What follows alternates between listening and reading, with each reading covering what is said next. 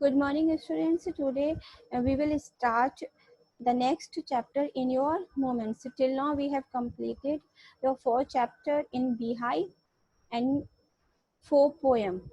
Okay. So the next chapter is of moments. Ishwaran the storyteller. So very beautiful story, and in this the character is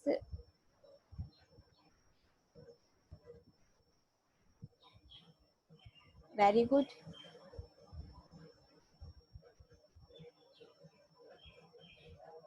Ishwaran the storyteller.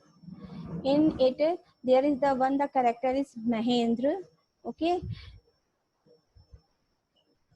the story was narrated to a Ganesh by a young man, Mahendra by name. He was a junior supervisor in a firm.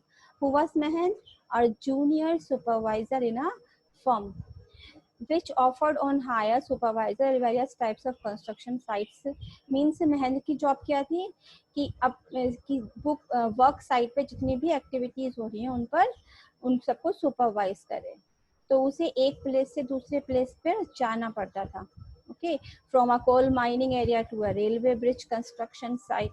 Means coal mine से, coal mine कोयले की खान, वहां से कहाँ railway bridge construction जहाँ पे railway का पुल बन रहा है, तो यहाँ से वहां जाने के लिए उसके after a few months to a chemical plant which was coming up somewhere. उसके बाद केमिकल प्लांट में मीन्स टू से कि उसकी job being a supervisor like that he has to move from here to there and only to supervise. He was a bachelor.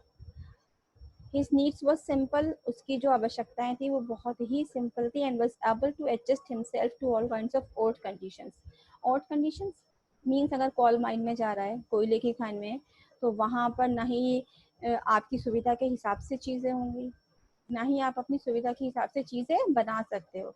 तो Mahendra is of that simple living person जो कि odd conditions में भी अपने लिए सारी सहूलियतें जुटा लेता था. Whether it was an ill equipped circuit house या सर्किट हाउस मीन्स या तो उसे एक बहुत ही बुरा, इल इक्विप्ड मीन्स जहाँ पे साधन नहीं हो या भी बहुत बुरे साधन हो, और मेक शिफ्ट कैनवास टेंट या फिर वो टेंट में रह रहा in the middle of a stone query, यानी पत्थरों के बीच में एक कैनवास का टेंट हो, उसके अंदर रह रहा हो.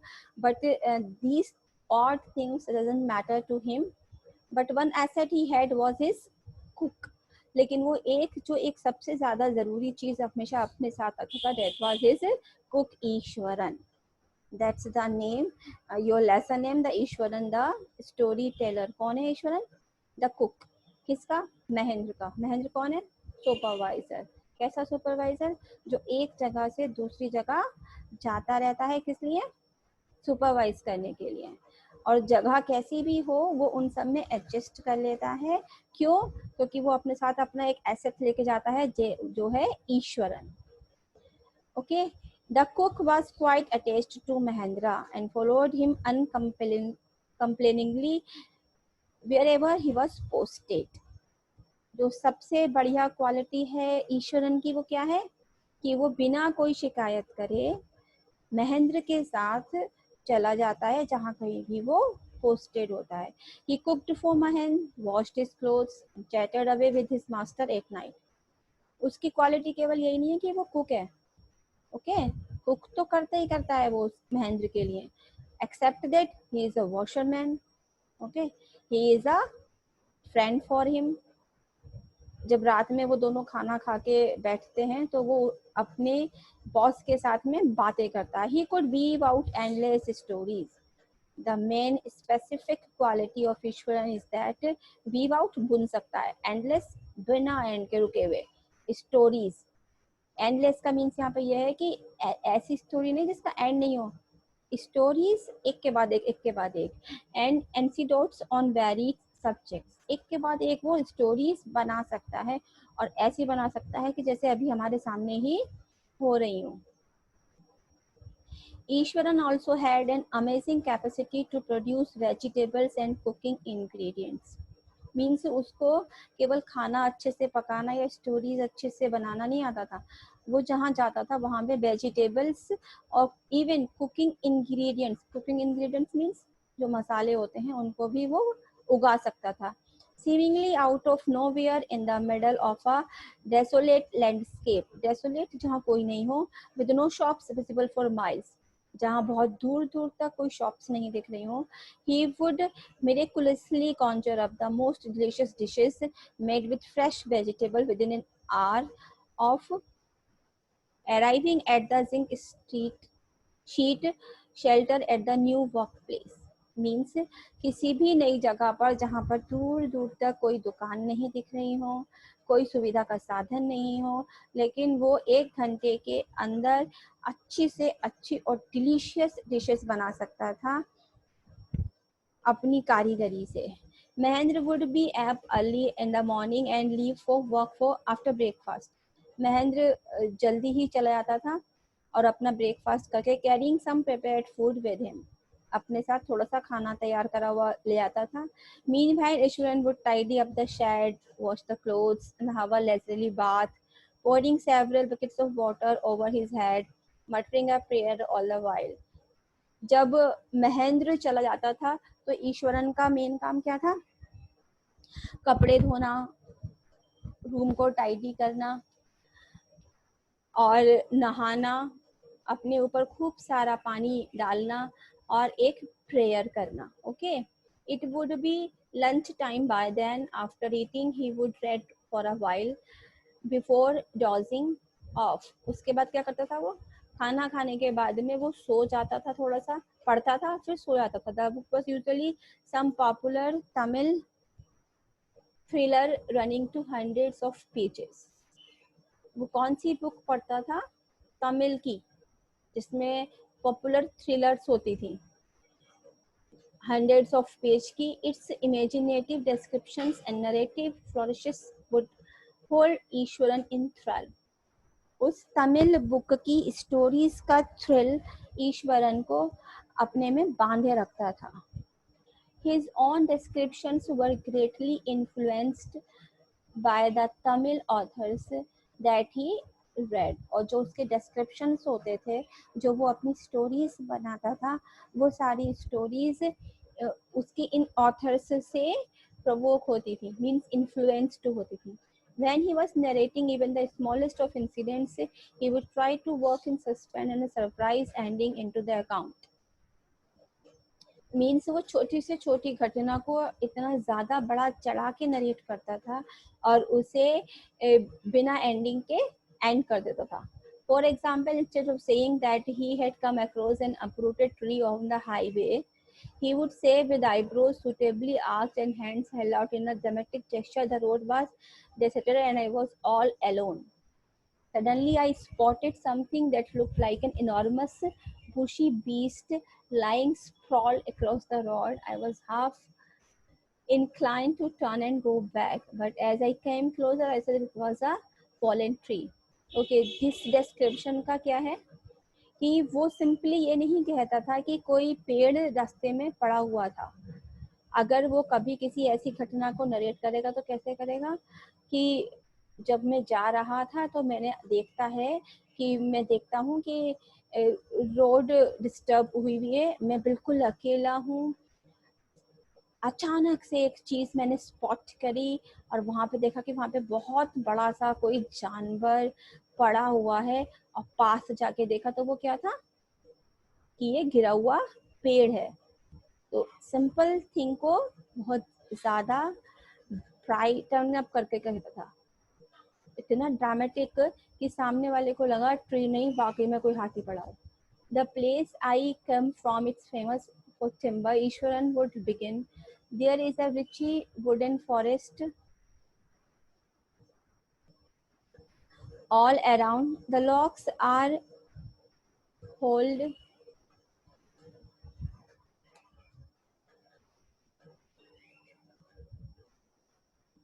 or lorries by elephants. They are huge, well-fed beasts. When they turn, will even the most experienced Mahavat is not able to control them.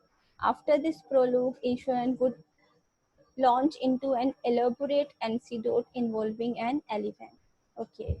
अब वो अपनी स्टोरी शुरू करता है. उस स्टोरी में एलिफेंट होते हैं और वो एलिफेंट इतने भयानक भयानक बड़े बड़े होते हैं कि इवन महावत भी उन्हें कंट्रोल नहीं कर पाते हैं।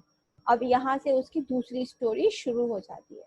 One day at tusker, tusker means elephant, stepped from the timber yard, लकड़ियों के यार्ड में से वो निकल गया and began to roam about, घूमने लगा इधर उधर, stamping on bushes, tearing up wild creepers and breaking branches at will, means अपनी इच्छा के हिसाब से पेड़ों की ब्रांचेस तोड़ने लगा। जो क्रीपर्स मीन्स जो जंगली बेलें होती हैं उन्हें तोड़ने लगा। You know sir how an elephant behaves when it goes mad. वो पूछता है कि आपको पता है कि एलिफेंट कैसे बिहेव करता है जब ये पागल हो जाता है। ईश्वर would get so caught up in his excitement of his own story that he would get up from the floor and jump about, stamping his feet in emulation of the minute elephant. और वो अपनी story में इतना घुस जाता है कि बिल्कुल उस एलिफेंट की तरह रिएक्ट करने लगता है और जंप करने लगता है, दिखाने के लिए कि मेड एलिफेंट कितना रिएक्ट करते हैं। The elephant reach the outskirts of our town, means town के बाउंड्री पर आ गया। कौन? हाथी। Breaking the fences down like match stick, और जो फेंसेस लगी हुई थी घरों के बाहर उन्हें कैसे तोड़ने लगा? जैसे माचिस की तिल्लियां हों। He would continue it, come into the main road and smashed all the stalls selling fruits. उसने सबसे पहले क्या चीज स्मैश करी? स्मैश मीन्स कुचलना। जो स्टॉल से फ्रूट्स बेच रहे थे, मड पॉट्स एंड क्लोथ्स, मिट्टी के बने हुए बर्तन और clothes. People ran helter skelter in panic, जाहिर सी बात है जब कोई हाथी किसी शहरी इलाके में घुस जाएगा, और हाथी भी कैसा? मैड, जो हर चीज अपने पैरों के नीचे रौंदता हुआ आ रहा है, चाहे वो फैंस हो, फ्रूट्स सेलर्स हो, मड पॉट्स हो, ब्रांचेस हो, तो उसको देख के हर व्यक्ति इधर उधर इन पैनिक मीन्स दुख में या फिर दर्द से या फिर परेशानी से भागने लगेगा।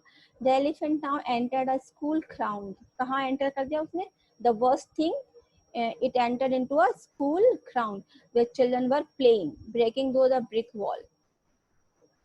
जहाँ बच्चे खेल रहे थे, स्कूल के ग्राउंड में चला जाता है जहाँ बच्चे खेल रहे थे, और वहाँ की वो दीवार गिरा देता है। कौन? बच्चे? हाथी। हाथी। All the boys ran into the classroom and shut the doors tight. सारे लड़के दौड़कर क्लासरूम में चले गए और उन्होंने दरवाजे टाइट बंद कर लिए। The beast granted and wandered about, beast means हाथी, अपने दांत चबाने लगा और इधर उधर घूमने लगा। Pulling out the football goal post, tearing down the volleyball net, और वो ग्राउंड में जितने भी नेट लगे हुए थे, चाहे वो फुटबॉल का गोल पोस्ट हो, वॉलीबॉल नेट हो, वो उसे तोड़ने लगा। ड्रम्स को बॉल बना के खेलने लगा। एंड अपरूटिंग द श्रब, जो छोटे छोटे पौधे होते हैं ग्राउंड में, उन्हें जड़ से उखाड़ने लगा। अपरूटिंग मीन्स जड़ से उखाड़ने लगा। Meanwhile, all the teachers had climbed up to the terrace of the school building. From there, they helplessly watched the depredations of the elephant. सारे टीचर्स कहाँ चले गए? छत पर, और उस हाथी की हरकतों को देखने लगे हेल्पलेसली, वो कुछ भी नहीं कर पा रहे थे। There was not a soul below on the ground, कोई भी आत्मा नहीं थी, means not a single person is there on the ground. The streets were empty, सड़कें खाली हो गई थी। If the inhabitants of the entire town had suddenly disappeared, जैसे कि पूरी जनता, वहां पे रहने वाले लोग अचानक से गायब हो गए हों। I was studying in the junior class at that time, कौन सी क्लास में? Junior class. Who was I here? Iswaran. And was watching the whole drama from the roof top, और छत के ऊपर से ये सब ड्रामा देख रहा था। I don't know what came over me suddenly, अचानक से उस जूनियर क्लास में पढ़ने वाले बच्चे को, मीन्स ईश्वरन को क्या हुआ? I grabbed the cane from the hands of one of my teacher and ran down the stairs, उसने एक केन अपने टीचर्स के हाथों से पकड़ ली और सीढ़ियों पे नीचे उतरते हुए चला गया into the open, means ground में, जहाँ पर कोई भी व्यक्ति नहीं था। अचानक से सब गायब हो गए थे। Not even the ground but out of the streets. The elephant grunted and mechanically swung a branch of a tree which it held in its trunk. अब जो वो हाथी है उसने दांत चबाते हुए अब एक पेड़ की ब्रांच को उखाड़ लिया था. Stamped its feet, kicking up a root of mud and dust. It looked frightening. वो हर तरह से बहुत खतरनाक दिख रहा था. But I moved slowly towards it, stick in hand. लेकिन मैं उसके आगे की तरफ गया. क्या था मेरे हाथ में? Stick. People were watching the scene, hypnotized from nearby housetops. और सारे लोग कैसे देख रहे थे? जैसे hypnotized हो गए. Hypnotized, not to do anything, only to see. The elephant looked at me red-eyed. लाल लाल आंखों से elephant मुझे देख रहा था. Ready to rush towards me. वो तैयार था मेरी तरफ दौड़ने के लिए. It lifted its trunk and thumped it loudly. उसने अपनी सूंड को उठाया और बहुत तेज से आवाज की. At that moment I moved forward and mustering all my force whacked its third toenail on the quick. तभी मैंने क्या करा कि मैं दौड़ के गया और मैंने उसके पैर के थर्ड टोनल पे उस स्टिक से हमला कर दिया. The beast looked stunned for a moment, then it shivered from head to foot and collapsed. और उस जूनियर क्लास के छोटे से बच्चे से एक छोटी सी स्टिक से टोनेल पे वार करने से वो इतना भयंकर फ्राइटनिंग हाथी जिसने सब कुछ उखाड़ पछाड़ दिया था, जिसकी वजह से सारे व्यक्ति रूफ टॉप पे चले गए थे, गलियों में से लोग गायब हो गए थे. वो एक बच्चे के हल्के से स्टिक मारने की वजह से वो हेड टू फुट, सिर से लेके पैर तक कांपने लगा और गिर गया. At this point Eswaran would leave the story unfinished. अब इतना सब कुछ बताने के बाद में इसी पॉइंट पे ईश्वरन अपनी स्टोरी को बिना खत्म करे छोड़ देता है. And get up mumbling, I will be back after lighting the gas and warming up the dinner. मैं अभी आता हूँ वापस, डिनर गर्म करके लाता हूँ. Mahendra who had been listening with rapt attention would be left hanging. और महेंद्र को कहाँ छोड़ जाता है? वहीं पे जहाँ पे बैठा हुआ है बिना अपनी स्टोरी अनफिनिश करे हुए. When he returned, Ishwaran would not pick up the thread of the story right away. Mahan would have to remind him that the conclusion was pending. Well, a veterinary doctor was summoned to revive the animal. Ishwaran would shrug casually. 2 days later, it was led away by its mahavar to the jungle. Mahendra के याद कराने पर कि तुमने story अपनी छोड़ दी थी unfinished, तो वो कहता कोई बात नहीं, एक वेटनरी डॉक्टर आया था एनिमल्स का, और फिर जो है 2 दिन के बाद में उसे महावर जंगल में ले गया. Well, how did you manage to do it Iswaran? How did you bring down the beast? तुमने कैसे ये कंट्रोल किया? महेंद्र पूछता है ईश्वरन से. It has something to do with the Japanese art. तो ईश्वरन कहता है कि एक जापानीज आर्ट है. आई थिंक सर कराटे और जुजित्सु इट इज कॉल्ड.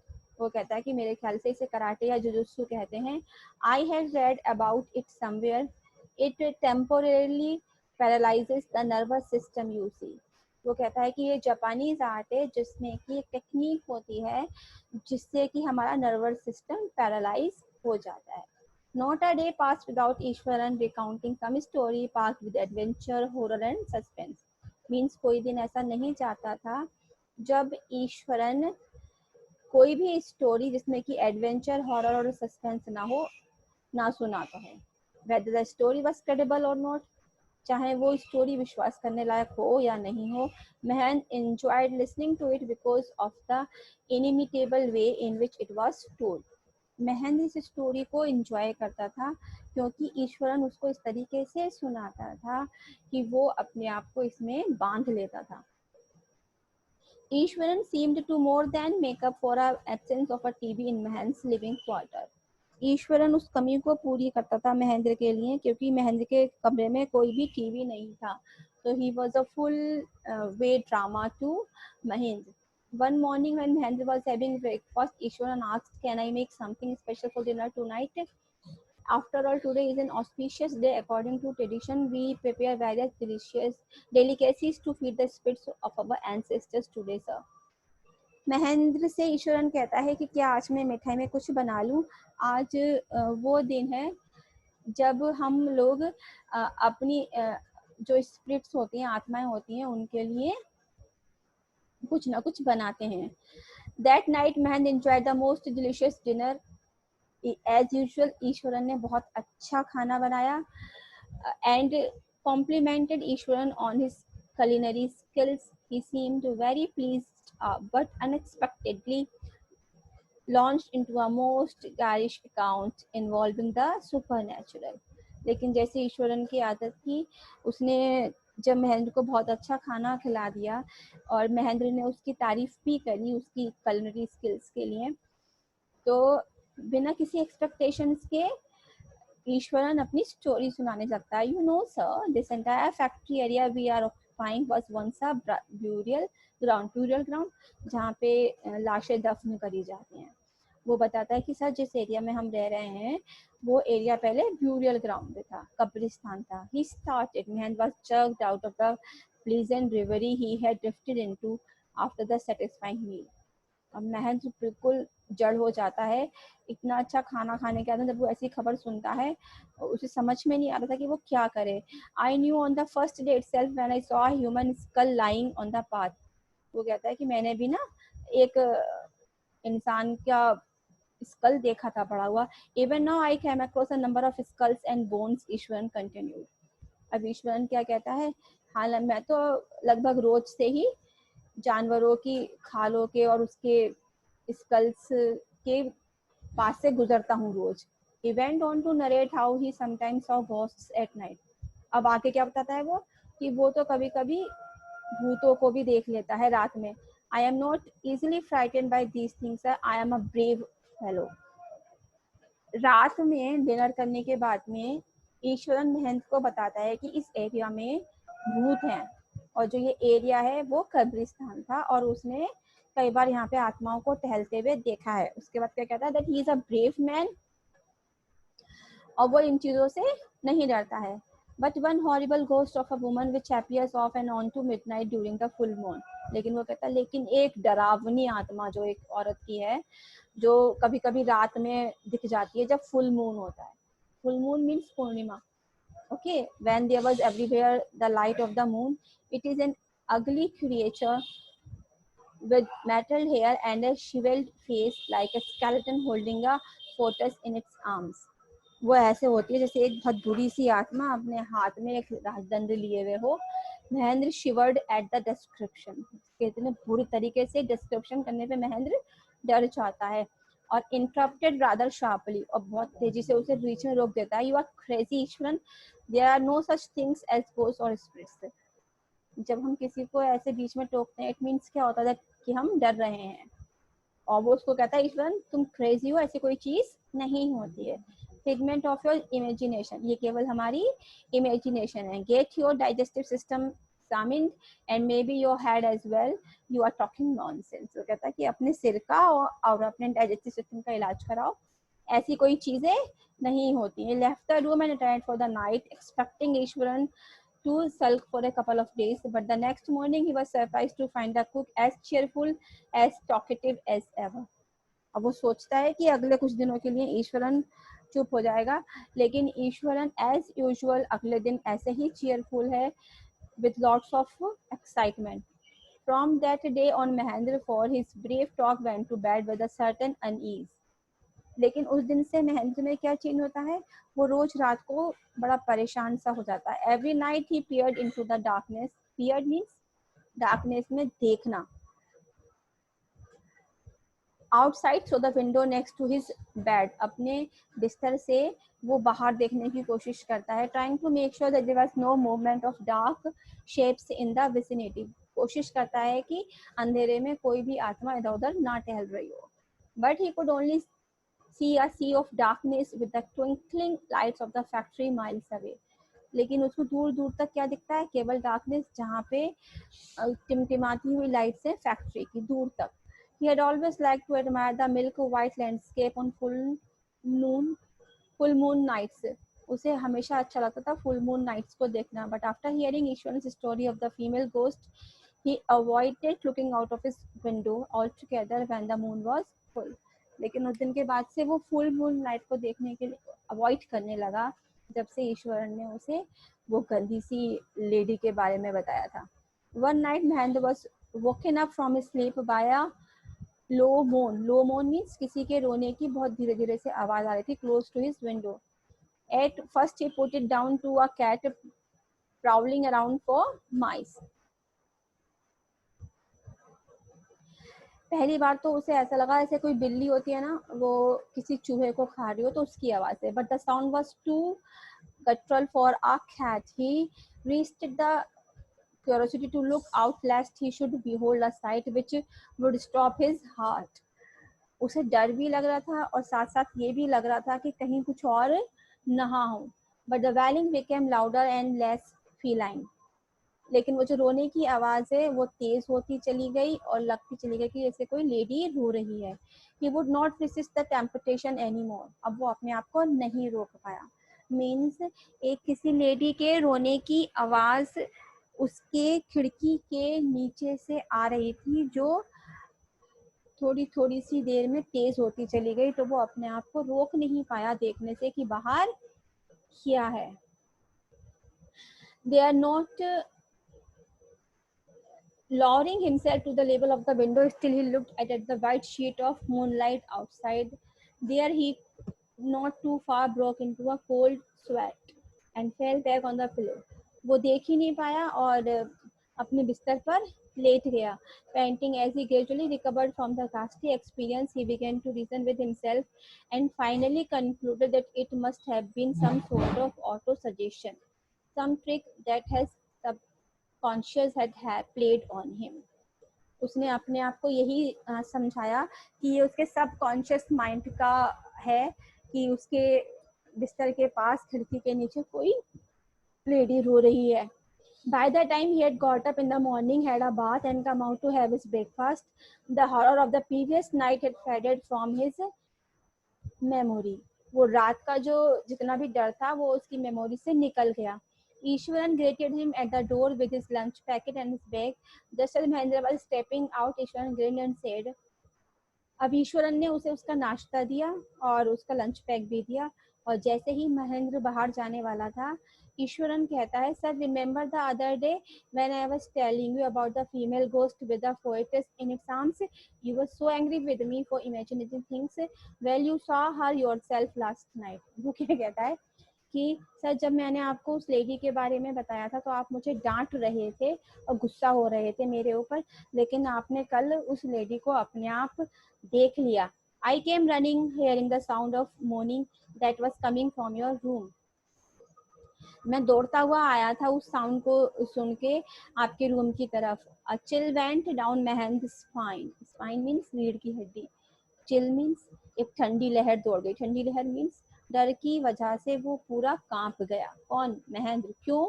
क्योंकि ईश्वरन ने उसे बताया that was the last night actually he saw the ghost and he listened the voice of the lady.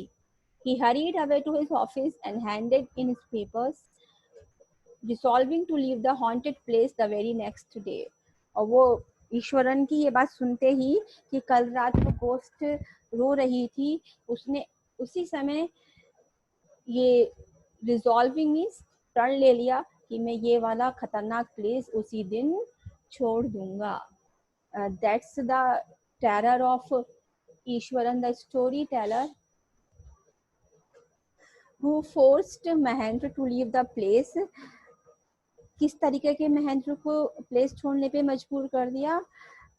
जो महेंद्र हर ऑड कंडीशन में, हर स्थिति में अपने आप को एडजस्ट कर लेता था, वो ईश्वरन द स्टोरी टेलर की स्टोरी टेलिंग की कैपेसिटी की वजह से वो उस जगह को छोड़ने के लिए मजबूर हो गया.